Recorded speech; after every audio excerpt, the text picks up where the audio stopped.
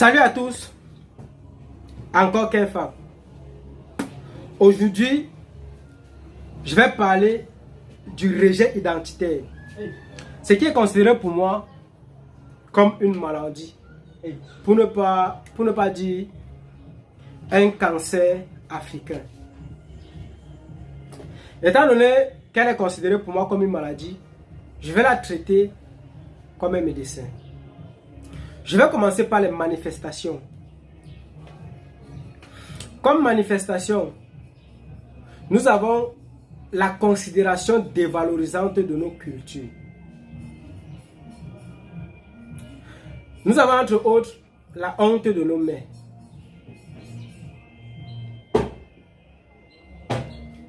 Quelqu'un qui consomme dans les boîtes de conserve étrangères est considéré comme quelqu'un qui se nourrit mieux que celui-là qui consomme les mets africains. Ou bien est considéré comme quelqu'un de plus important ou civilisé. La honte de nos rythmes africains, musical, danse et consorts. Je sais que quand je dis ça, d'autres me diront ou encore penseront en termes suivants. Aujourd'hui, nous valorisons de plus en plus, ou même nous mettons de plus en plus en avant les mets et les rythmes africains. Je vous dis, seulement dans vos phrases se trouve déjà le problème. Nous valorisons, nous mettons en avant. On valorise ce qui était dévalorisé. On met en avant ce qui était mis en arrière. Par contre, considérer de cette forme-là, c'est continuer à dénigrer ce qui est. Parce qu'on estime que ça n'a pas encore de valeur, mais on doit essayer de lui donner une valeur. Ça doit être quelque chose de naturel, ça doit être un fait naturel. On ne doit pas fournir des efforts pour pouvoir le faire. À l'instant où on fournit des efforts, c'est déjà un problème. Et en plus, parlant même des rythmes. Pardon. Parlant même des rythmes urbanisés, des rythmes à style étranger. Il n'y a plus cette forme culturelle pure. Nous devons revenir totalement à nos origines. Nous avons entre autres totalement ignoré les activités sportives africaines. Une fois, j'ai fait une intervention où je parlais du fait que les sportifs africains qui évoluent à l'étranger favorisent même la dévalorisation de l'Afrique. Quelqu'un a essayé de me faire comprendre que les sportifs, parfois les footballeurs, ils viennent soutenir les couleurs de leur nation. Moi, je vous dis, là se trouve encore un autre problème. L'Afrique a des activités sportives propres à elle qui doivent être valorisées et connues sur le plan international. Celui qui ne sait pas, la Coupe d'Afrique que nous organisons en Afrique enrichit l'Europe. Pour celui qui ne connaît pas, qu'il aille faire ses richesses, il comprendra. Par contre, nous avons besoin des activités qui vont valoriser et enrichir l'Afrique afin de donner un niveau de vie favorable aux Africains. La diabolisation de notre spiritualité. C'est vrai que l'origine, la base ne vient pas de nous-mêmes. Nous sommes en quelque sorte victimes de quelque chose dont je vais revenir plus tard. Mais en quelque sorte, en résumé, nous avons diabolisé nous-mêmes nos cultures. Aujourd'hui, si par exemple quelqu'un veut aller se faire blinder chez un spiritualiste africain, il va le faire discrètement en cachette ou il va éviter d'en parler. Parce que c'est considéré comme quelque chose de mauvais. Ce qui est très faux. Nous avons entre autres la perte de la confiance aux acquis africains. Nous régnons nos langues. Aujourd'hui, les langues africaines sont en train de disparaître progressivement. La plupart des jeunes africains qui n'ont pas grandi dans leur village natal ne comprennent ni ne parlent leur dialecte, leur langue maternelle. Ils s'expriment de plus en plus dans les langues coloniales. C'est vraiment très dangereux. Nous avons le mépris de notre moralité. Quand je n'étais pas encore conscient d'un certain nombre de choses, au fait, c'est même ça qui a poussé ma curiosité. Il y avait un certain nombre de choses qui créaient un conflit dans mon esprit. Par exemple, je partais à l'hôpital, je voyais des gens qui mouraient, faute de moyens. Pourtant, je suis conscient que dans mon village, par exemple, lorsque quelqu'un est malade et qu'il part chez un spiritualiste, la première des choses qu'on fait, on le soigne d'abord. Qu'il a ou pas les moyens, on s'en fout. Première des choses, on le soigne d'abord. Lorsque sa vie est sauvée, on cherche à trouver un moyen d'arrangement ou d'entente, si c'est possible immédiatement, pour payer les frais des soins. Et ce qui est curieux, cette confiance-là est honorée et respectée par les deux parties. Ce qui fait que celui qui soigne ne s'inquiète pas. Il te dit, tu peux partir, quand tu auras, tu viens. Parfois, on le paye même plus que ce qu'il s'attendait. C'est vraiment étrange. Mais par contre, nous avons ceux-là qui nous ont imposé une moralité et qui pour moi était considérée comme une moralité vraiment injuste et tordue. Mais quelque part, j'étais obligé d'accepter ça comme la moralité universelle et parfaite. Ça créait un conflit dans mon esprit et je ne comprenais pas. Parce que il m'était répété un peu un certain nombre de choses comme quoi cette moralité-là est la meilleure. Mais sur le plan social et réaliste, je constatais autre chose. Et c'est tout ça qui m'a poussé à essayer de comprendre ce qui se passe vraiment dans ce monde. Maintenant, nous avons l'ignorance de nos richesses. Les Africains ignorent totalement tout ce qu'ils ont comme richesse. Nous avons par exemple la fertilité des sols africains. Les Africains sont totalement inconscients que tout simplement la fertilité des sols africains peut faire de l'Afrique la plus grande puissance au monde. Aujourd'hui, nous avons un problème international qui concerne l'alimentation. Nous avons aujourd'hui une alimentation conservée qu'on ne sait pas par quoi on conserve ces produits. Et nous sommes totalement ignorants du fait que c'est cette façon-là de conserver les aliments qui nous cause les multitudes de maladies que nous pouvons constater qui se multiplient constamment. Les cancers et consorts. Ce qui veut dire que si les Africains arrivent à exploiter leur vaste terre fertile, ils sont capables de produire une alimentation bio-commercialisable sur le plan international sans rencontrer aucune concurrence. C'est vraiment déplorable. La fécondité et la virilité des Africains. Parce que la richesse humaine est une richesse incomparable. Aujourd'hui, tous les marchés internationaux, toutes les nations économiques se courent vers l'Afrique pour pouvoir gagner le marché africain parce qu'il a une population importante capable de consommer en grande quantité. Ce qui fait de la population humaine une richesse qui ne dit pas son nom en sous forme. Nous avons la main d'œuvre, nous avons la consommation. Et putain de merde. La bénédiction des sols africains. Les sols africains sont tellement bénis, contrairement à ce qu'on essaie de nous faire comprendre dans les Bibles, l'histoire et consorts. Le sol africain est le sol le plus béni au monde. Ce qui fait que nous n'arrivons pas à exploiter toutes nos richesses minières. L'or noir, l'or blanc, l'or jaune, tout ce que vous voulez comme or. Nous avons dans les sols africains. Le cobalt, tout. On trouve en Afrique. Mais curieusement, ces mêmes Africains n'arrivent pas à en profiter. Ici, c'était la manifestation, ce sont les manifestations de ce rejet identitaire. Il est donc manifesté par la considération dévalorisante de notre culture, la diabolisation de notre spiritualité, la perte de confiance de nos acquis, l'ignorance de nos richesses, tout ça, ce sont les manifestations de ce rejet identitaire. Maintenant, nous allons parler des conséquences. Toutes ces manifestations, qu'est-ce que ça cause? Ça cause le tribalisme.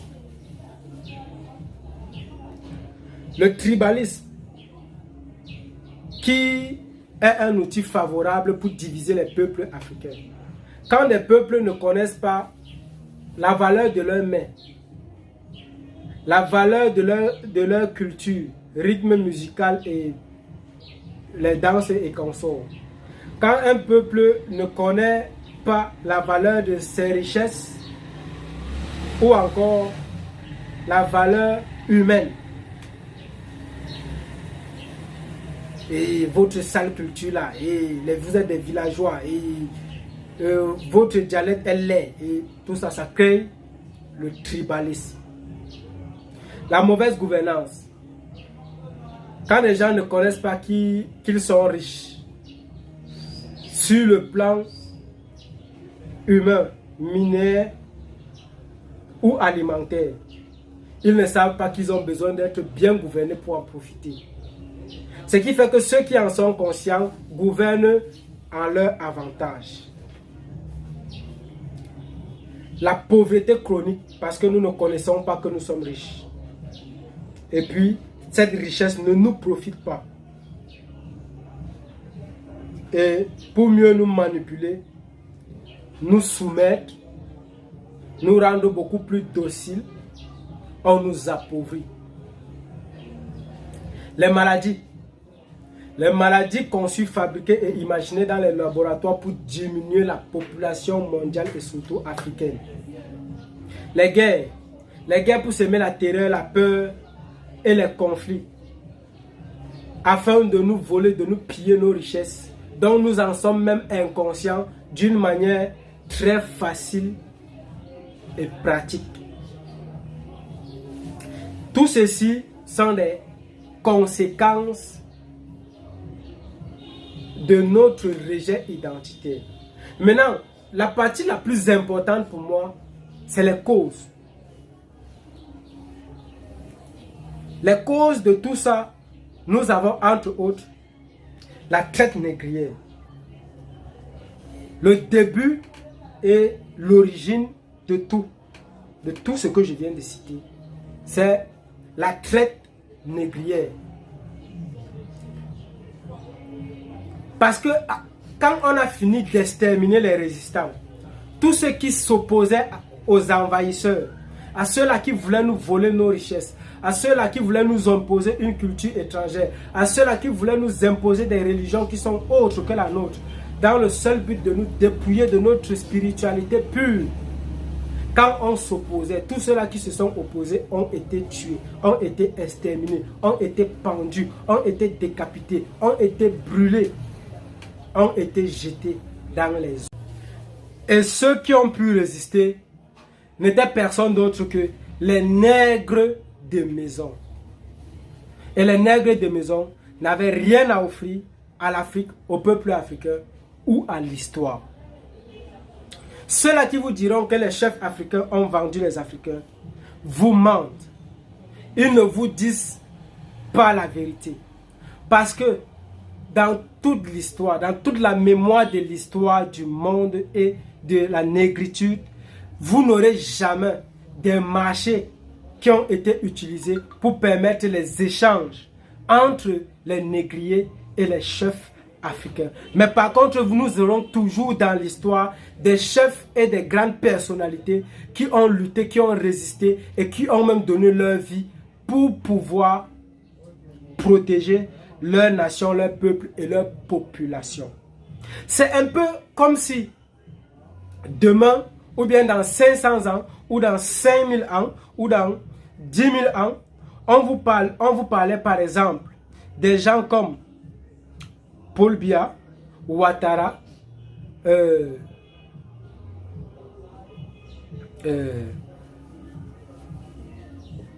qui entre autres, Ils sont nombreux. Ils sont nombreux. On vous parle de ces gens. Et Blaise Compaoré. On vous parle par exemple de...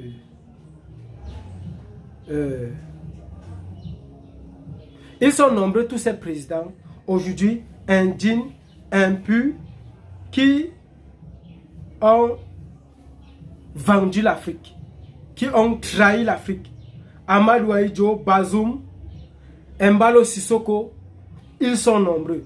Et demain, on essaie de vous parler d'eux en vous disant qu'ils ont trahi l'Afrique, sans toutefois vous parler de Lumumba, de Nyobel, de Thomas Sankara, de Mohamed Kadhafi, de Tom Balbaï, ils sont ceux-là, je peux vous citer jusqu'à demain. Et pour vous dire vrai, si on veut voir ceux-là qui ont résisté, qui ont donné leur vie pour l'Afrique, ils sont plus nombreux que ces vassaux qui ont trahi l'Afrique. Et puis, beaucoup se diront, non, ce sont les dirigeants africains qui ont trahi l'Afrique. C'est faux. Les dirigeants africains dignes et intègres ont été exterminés, tués. Et on a sélectionné des personnes impures, des personnes qui n'ont plus d'âme, pour les imposer à la tête des États africains afin de pouvoir faire de l'Afrique un tombeau à ciel ouvert. Mais si nous voulons continuer avec nos causes,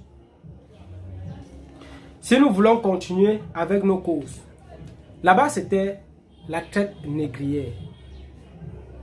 Parce que nous n'allons pas oublier que dans la traite négrière, nos ancêtres ont refusé catégoriquement la religion chrétienne.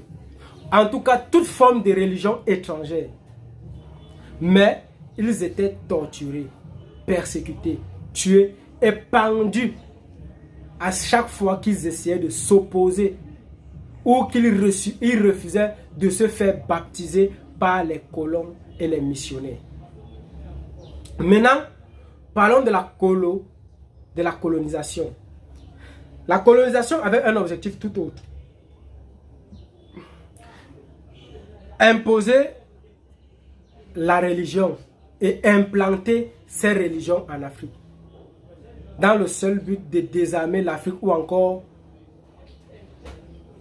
de prendre à l'Afrique sa valeur spirituelle qui était l'une de ses armes favorites contre les envahisseurs.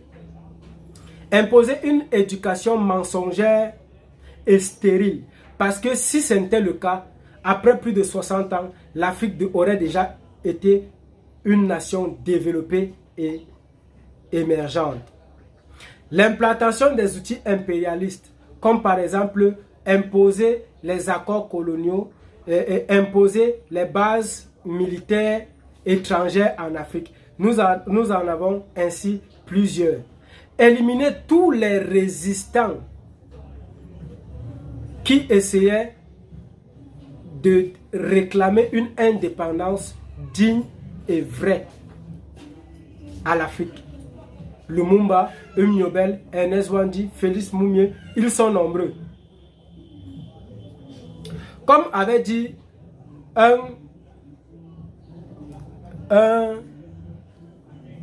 membre du gouvernement français en ce qui concerne le Cameroun, il a dit, je cite, « Nous avons remis l'indépendance à ceux qui le voulaient moins après avoir exterminé militairement, physiquement et politiquement tous ceux qui le demandaient avec beaucoup plus d'intensité et de rigorosité. »